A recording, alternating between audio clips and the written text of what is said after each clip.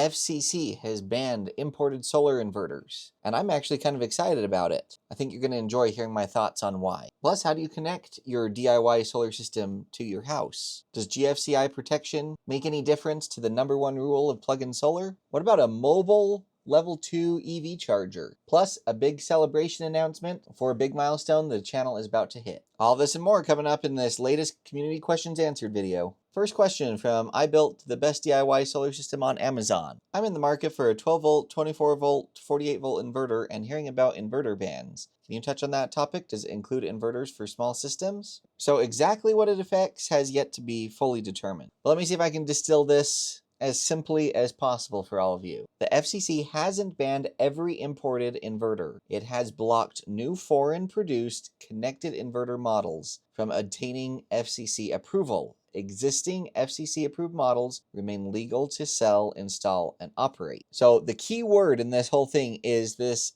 connected word. And that's actually making me feel kind of excited. So a lot of inverters, like the 12,000 XP, has a little Wi-Fi dongle or capability of connecting to Wi-Fi or Bluetooth. The FCC regulates those wireless waves. And so that part of the inverters, the connected aspect, is the part that's being banned. So the thing that's making me excited, and we'll see how this all plays out, but I think all of the imported inverters can get around that by simply not giving you the Wi-Fi connectivity anymore or Bluetooth connectivity. And while it's sometimes nice to have, your app to monitor that stuff, I personally feel more excited about not having my inverter connected to the internet. In fact, if you notice, my little dongle is actually sitting up here unplugged. I do not have my Wi-Fi dongle through my 12,000 XP plugged in all the time. The only time I plug it in is if I need to do a firmware update or something like that, and that's even rare. I use a different system, you can see it here in this breaker panel, to monitor my loads and how much power I've got running at any given time. This actually gives me a much more granular view as far as what circuits are doing what, and it talks to my own little setup of Solar Assistant that runs locally on my own machine, no cloud needed, etc. So I'm actually very excited about the possibility of getting a whole new generation of non-connected inverters that then you could add your own system of monitoring to if you wanted to, but then you don't have to worry at all ever about, someone logging in remotely and, bricking it or shutting it down or anything like that. So that's always been a concern of mine. And so if we could just get a raw inverter that has no connectivity whatsoever, I think that's a win for all of us. I may be completely wrong in my thought process, so all of you sound off in the comments and tell me why I'm wrong or why you agree, and we can have a nice discussion down there. So should you hurry and go grab an inverter before they're, not able to be gotten anymore? No.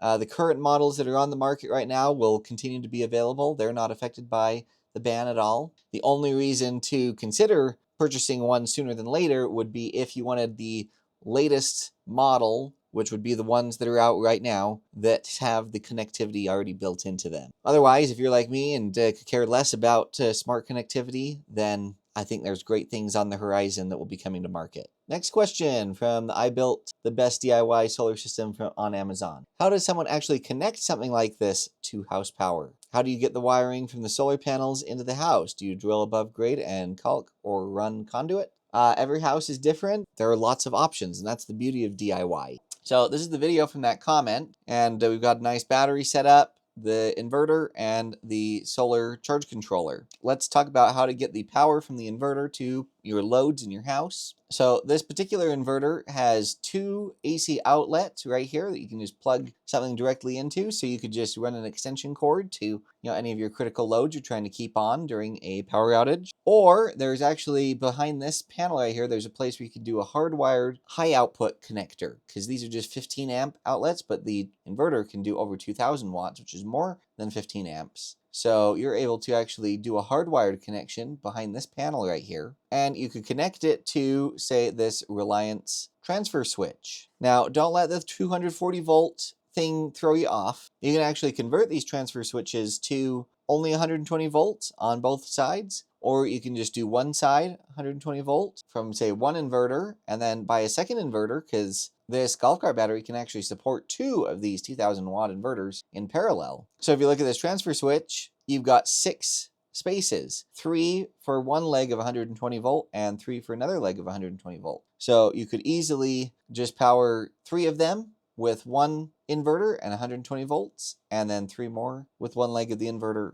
at 120 volts. You can easily take, this 2-pole breaker out, switch it in for 2 single pole breakers at 120 volt, take this pin out, and then these switches will operate independently of each other. No problem. So anyway, talk to your electrician about setting you up a transfer switch for only 120 volt mode, and they should be able to help you with that. What about getting the solar wires through the wall? I personally love this little device from Bouge RV. Just drill a hole through the side of your house, and then put a bead of silicone on the back of this little cover piece, screw it to the side of your house, and you've now weatherproofed and bug-proofed your penetration. And then you have those little glands at the bottom that you could run your 2 wires out. It's good for 14 to 10 gauge solar wire, and you're done for 10 bucks. Easy peasy. Next question about plug-in solar. 2 questions on the Utah HB 340 plug-in law. Can the dedicated outlet circuit be the existing GFCI circuit found on most homes' exterior outlets? And can anything else be plugged into another GFC outlet on the same circuit? So plug-in solar is big time right now, and I've done a lot of videos about it on the channel. I actually have a whole playlist dedicated to it that I'll leave a link to down in the description. But the number 1 rule with plug-in solar is to make sure that it is plugged into a dedicated circuit. That's absolutely critical. So if you were to open this little cover here and look inside, you would see that there is a GFCI outlet, which you need for, an exterior, potentially wet area outlet. It works great. So yes, you can and should plug your plug-in solar into a dedicated circuit GFCI protected outlet. So that answers your first question. But then your second question here is the problem. Can anything else be plugged into another GFCI outlet on the same circuit? The answer is absolutely not, because now all of a sudden that circuit becomes a shared circuit, not a dedicated circuit. I've addressed this a lot of times, and I've got a whole segment of a wonderful video going into the details on shared versus dedicated circuits that I will leave a link to down in the description. Next question from how to install a $360 mini split heat pump, complete DIY guide. Why did you have to add any Freon to a new unit? And here's the moment right here. I just barely freshly installed this mini split, and looky here, I'm adding more refrigerant to it. The reason is not because, the refrigerant leaked out or anything like older systems. It's because the new unit comes pre-charged with a specific amount of refrigerant for a specific length line set from the outdoor unit to the indoor unit. And in my case, I extended my lines to be a little longer, which isn't a problem, except for the fact that then my outdoor unit didn't have enough of a refrigerant charge from the factory to work with that extended amount of line set. And so I simply had to add just a little bit more to bring the charge up to full factory spec for the distance of line set that I installed. So this next question, I'm not going to read the whole thing because it's very long. You guys can pause it and read it if you want. But basically this person is trying to create a level 2 EV charging system that would fit in the back of their car that they could drive to their location with, and then plug their car into and get charged up, and then charge everything up once they're back home. That's totally possible. I'm going to show you what you could do. My biggest thing for your consideration is heat. Hopefully you're parking this at work or wherever in a shaded or covered parking, because if you're going to be in the sun and the car heats up, that could be a problem, especially for the inverter that's working to recharge your EV. So just keep that in mind. Take note that this person is looking at getting a RAV4 plug-in hybrid electric vehicle. So I pulled up the 2026 RAV4, and if you notice, its battery is 22 to 23 kilowatt hours with 52 to 54 miles of all-electric range. If we go back to the question, notice the person is talking about a 50-mile commute one way. So they're talking about consuming 22 to 23 kilowatt hours one way and wanting to recharge that full amount while they're at work. You're going to need much more than just a portable power station. You're going to need a minimum of 5 of these Temgo golf cart batteries. And I would recommend going with the golf cart battery simply because they're going to be in your car in a high vibration, bumpy environment. And that's what golf cart batteries are built for. Plus, as we saw in this earlier video, each TEMGO battery is going to come with this nice AC wall charger. I think that's critical in order to charge up all 5 batteries when the car is parked in your garage at home. You may need to get some extra power out to the garage because that's going to be like 5,000 watts of charging power all happening at once. But point is you'll be able to combine all 5 of those chargers to recharge pretty fast once you're home. But it's a 100 amp hour battery, right? So that's basically 5 kilowatt hours. So 5 times 5 is 25. So that'll give you 25 kilowatt hours of battery capacity in the back of your car that you could use to recharge your car's battery. Now, the comment specifically said you wanted to be able to level 2 charge the car. So automatically that means you need at least 7,000 watts of charging on up to 12,000 watts. So then what you would want to do is get one of these watt cycle 12,000 watt inverters. This is probably one of the best bang for your buck, full on 12 kW inverters on the market right now. This inverter, combined with those TEMGO golf cart batteries, would be able to charge your car at a full level 2 rate, no problem. You'll also need some of these heavy duty 1000 amp bus bars, just so that the batteries can all land on that and then the inverter can pull off that equally and not overload any one of the batteries that are closest to where the inverter is pulling from. So that would work.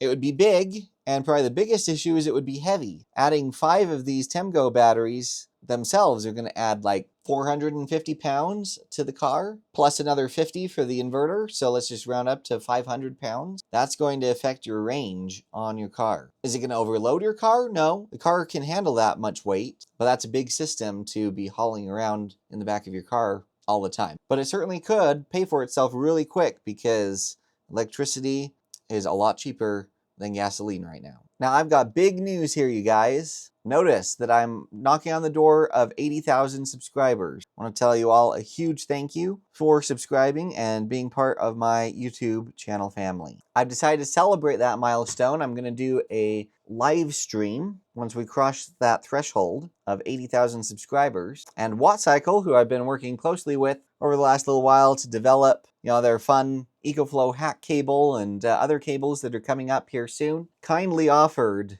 to participate in the celebration and benefit my YouTube channel family to say thank you. And they are going to give away a brand new server rack battery, one of my favorite server rack batteries on the market, to one of you lucky people. And so as part of that celebratory 80,000 subscriber live stream, I'm going to be giving away one of these batteries. So be sure and be subscribed, get notifications turned on so that you guys can be in the loop for when the live stream happens, because I want as many of you to have a chance at winning this battery as possible. Be sure and continue to comment any questions you have in the comments section, because as you see every week, I select a few of them and address them on these Q&A videos. But also don't forget that you have resources here where you can submit a guaranteed to be answered question by me, book a one-on-one video consultation for an hour. That has been a winner for a lot of you. And then, of course, be sure and take advantage of my custom search engine.